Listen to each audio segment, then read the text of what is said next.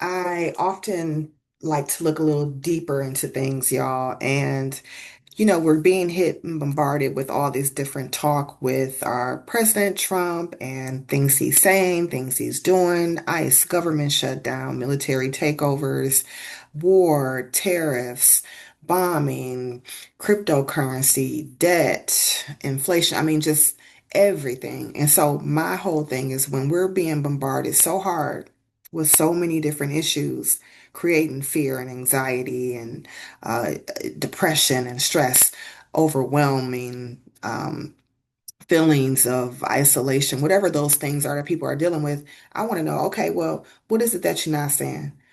What is it that I need to be looking into that isn't being told? And so I really do firmly believe that we are on the brink of a new world order, but obviously it's moving toward a tech order.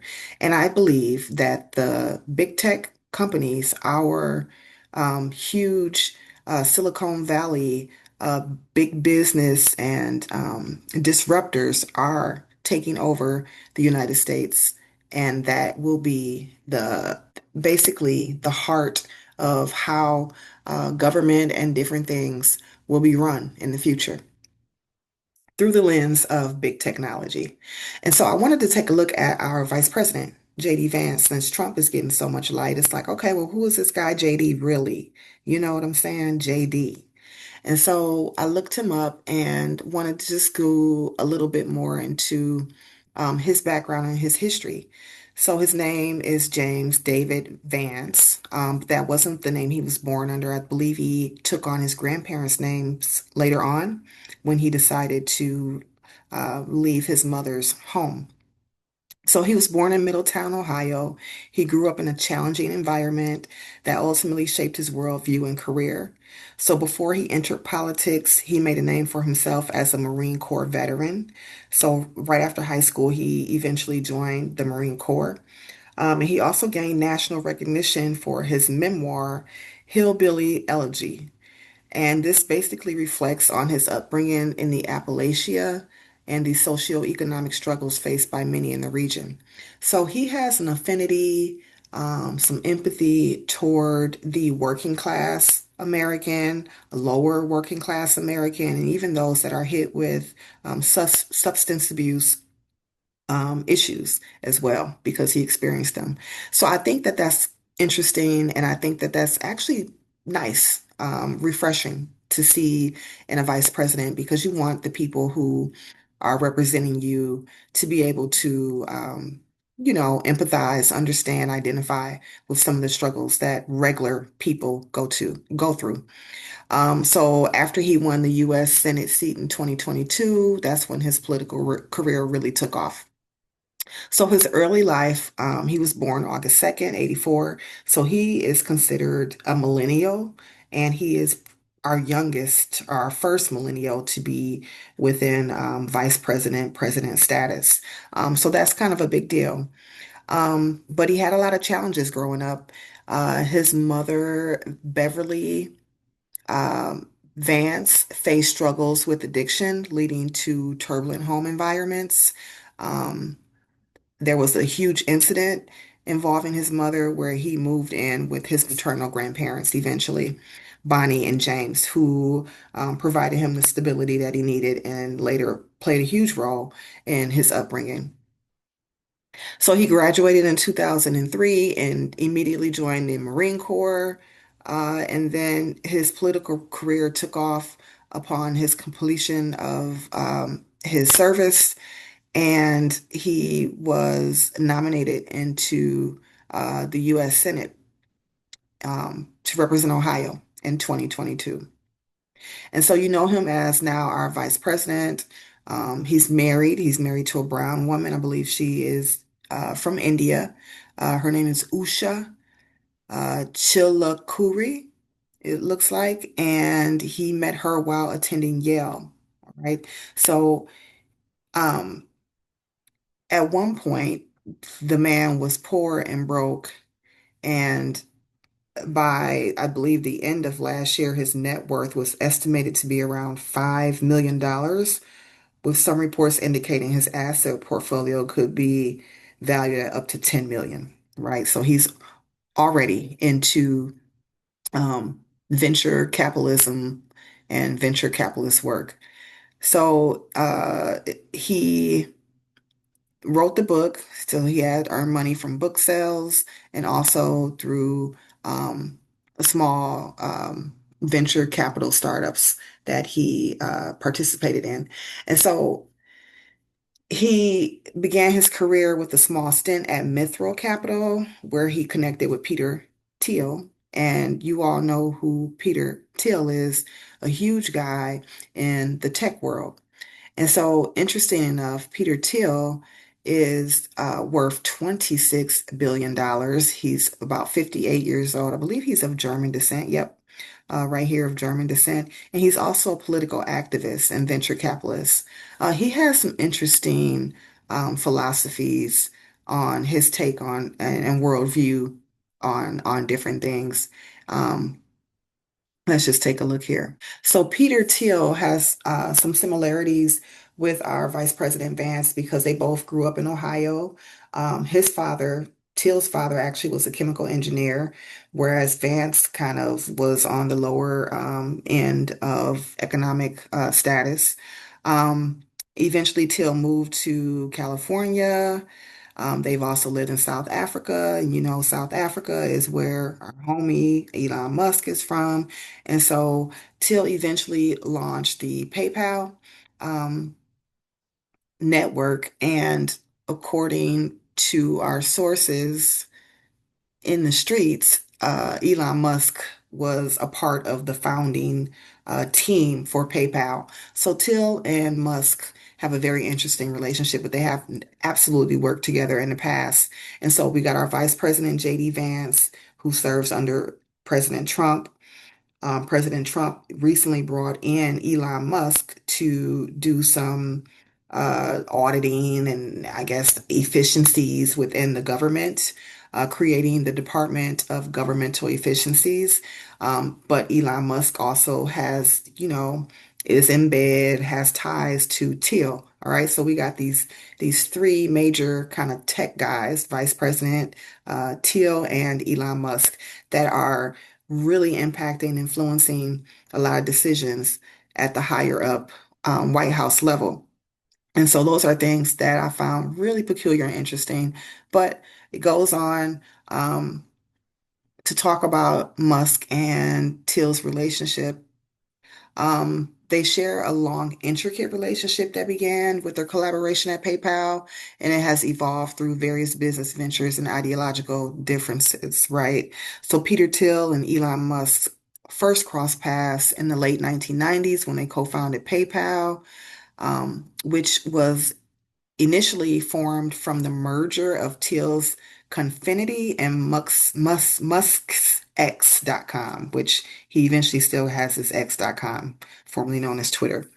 So Thiel served as CEO while Musk briefly held the position before being ousted during a power struggle. This early collaboration laid the groundwork for their future endeavors and established them as key figures in Silicon Valley's tech landscape. So they had diverging ideologies, at least this is what they're putting on paper or on computer. But who knows behind the scenes what's really going on? They could be like just the closest of friends and want to put out an image that there is some friction just to keep people off their tail. I don't know.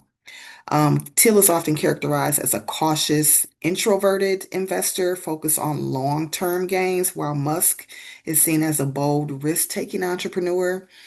So these fundamental differences have led to tensions between the two, with Musk reportedly viewing Thiel as overly conservative and Thiel considering Musk reckless.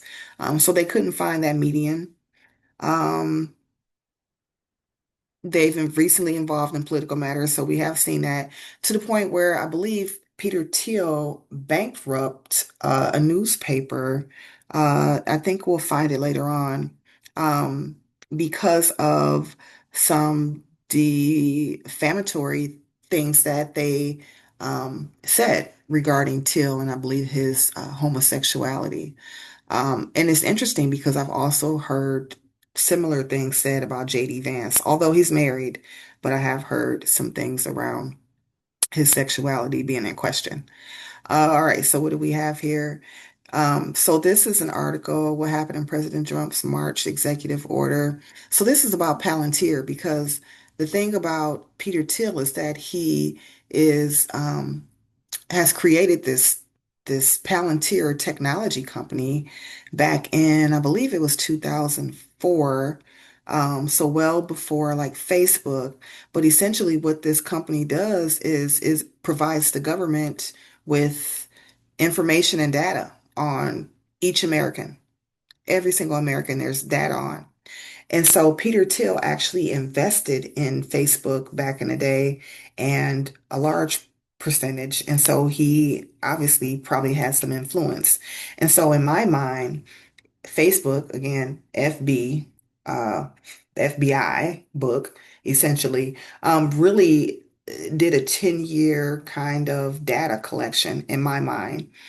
So I believe Facebook was launched in 2009 or something around that time. So for 10 years, just gathering data on each person that had an account and shared this data with the United States government. Again, this is me saying this happened. This isn't anything that I've read as fact. But it's interesting that you have the whistleblower, Eric Snowden, who came out in, I believe, 2012 to say, hey, your government is spying on you. I'm telling you everything you need to hear. And people didn't even bat an eye at it. It was just like, oh, okay. And went about their merry way because people are so inundated with their lives that little things that are really against their rights as a human being, their rights as an American citizen, is just being violated left and right. There's no concern. There's not even an alertness to what is going on. So I always find that very interesting. But Palantir Technologies, it says here to gather personal data of American citizens from various federal agencies, sparking concerns over privacy and potential misuse of personal data. Now, it just so happens that there has been word, and this hasn't been or this hasn't been proven, but there is word that Trump gave an executive order for federal data sharing, and it's being implemented through Palantir's product called Foundry. And again, it's not publicly discussed, but behind the scenes, they're saying that this platform is already in use by several federal agencies, including the Department of Health and Human Services, as well as the Social Security Administration. And this is reported by the New York Times.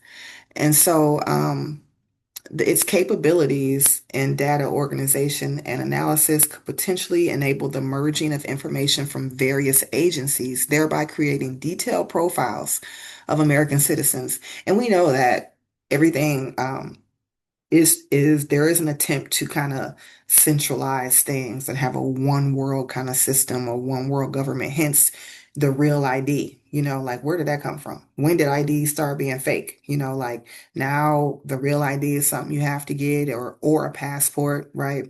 So there's these central kind of data systems. The WorldCoin, huge deal. I believe there's a stock that's going to be buying it up. I want to say it's FGMC. I plan on doing a later kind of deep dive into that. But don't quote me on that. That might be the wrong one, might a stock. Because now they have like these shell stock companies that can buy up other stocks, bypassing, sort of some of this public kind of things that you have to do in order to be listed on a stock market and go public. And so, yeah, there's a lot of different nuances to a lot of these things that are going on. But I just find it interesting because it does indicate that there is something with the big tech and its influence on government and how government will be structured in the future. So Palantir's selection as a primary vendor for this project was reportedly influenced by the Department of Government Efficiency. Again, so how much beef do Elon and Peter Thiel really have? Um, and so, in cahoots, Tesla, Department of Doge is all Elon. And Elon chose Palantir to do this sort of work. Um, And so there's a little bit more information here, but just really interesting how those things go hand in hand. And so I looked up a little bit about Peter Thiel, some of the things that are most significant with how he's done things. He's a contrarian thinker with a life full of bold moves and surprising twists. So here's a few fascinating facts about Peter Thiel. So he co-founded PayPal in 98 with Max Levchin and others.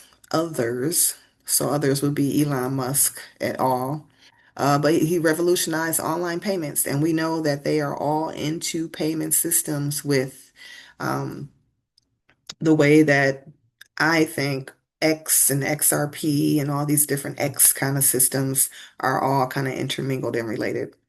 Um, so online payments huge for the online world at the time. A first outside investor in Facebook, so he was one of the first people bought at 2.2% stake for just 500,000 in 2004. He later sold most of it for over $1 billion. Like, are you 500,000 to a billion? Talk about foresight. Okay, so he founded Palantir Technologies in 2003. It's a data analytics firm used by governments and intelligence agencies. Um, Venture capital maverick. So he created Founders Fund in 2005, which is a fund that was able to back and help other kind of startup companies, which is like crazy. So he backed companies like SpaceX, again, Elon Musk. So how much beef do y'all really have? He backed Airbnb, which was from two roommates, two guys who went to college together, I believe in Rhode Island, and he backed Stripe. Again, I believe that's another kind of payment kind of source. He also launched Thiel Capital, Valar Ventures, and Mithral Capital. And we know that Mithral Capital is where J.D. Vance, Vice President J.D. Vance, got his first start, investing in disruptive startups. So he is a philosopher and author. He wrote Zero to One, a best-selling book on startups and innovation, urging entrepreneurs to build something truly new, not just copy others. He's known for his contrarian views, famously saying competition is for losers, and his global and political influence is pretty heavy. So he was born in Germany in 67. He moved to the US as a child. And it's amazing to me how much the United States government has worked with a lot of German folks, particularly those who may have been part of Nazi Germany post World War II, right? So, bringing over some of their scientists. There's talks that Hitler still was alive over in South America in a submarine offshore. I mean, it just, you name it, there's all kinds of conspiracy theories, but if there's some truth to it, and there's been people that have been quoted as saying they saw him, it sounded like the American government even helped with that too. So just a little tidbit. He's a libertarian thinker. Peter Thiel is. He supported causes like seasteading, building floating cities, and backed political candidates who challenged the status quo. And I like this. I like this. I like people who don't, we have to move forward. Change is inevitable, and you need it in order to be self-sustaining, race of people. And so we need to be able to do that. His unusual interests, he funded life extension research and anti-aging science. And we know that, what's your boy's name? From Amazon. He's all into the anti-aging. In fact, he looks so much younger as an older man than he did 20 years ago as a younger man. So you want to know what these folks are doing. I know they're doing transfusions. They're doing biomed, biotech. They're doing, you know, uh, blood transfusions and hydration thing and all these different things to just create this youthfulness or to prolong life. So I would think in the next 50 years, people should possibly be able to live 25 to 50 years longer than what we've seen in the past 100 years.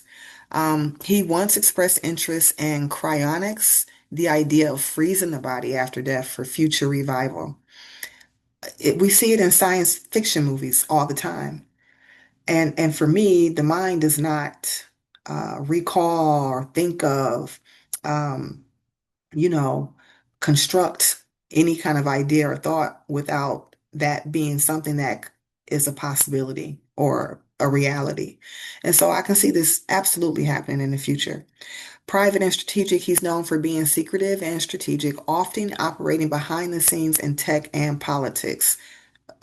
I absolutely believe that. And he played a key role in Hulk Hogan's lawsuit against Gawker. So Gawker was the media outlet that he eventually was able to bankrupt. And he funded the legal battle that led to their ultimate demise. So the man has money and he has lots of influence. And that is something that people should be aware of. And so I believe he has citizenship in three different countries too. I find that interesting. Germany, United States, and New Zealand. Um, I believe that this is something to be on the lookout for in terms of these big wigs at these tech companies who are really uh, influencing the way the world and the markets are going to move and the way that capital will work moving forward. And so I just wanted to share this with you all. I'm sure there's a lot much more deeper we can go. I'm sure a lot of you have some more deeper things that you can talk about. And I want to know your thoughts. So please share them in the comments. Until next time, take care.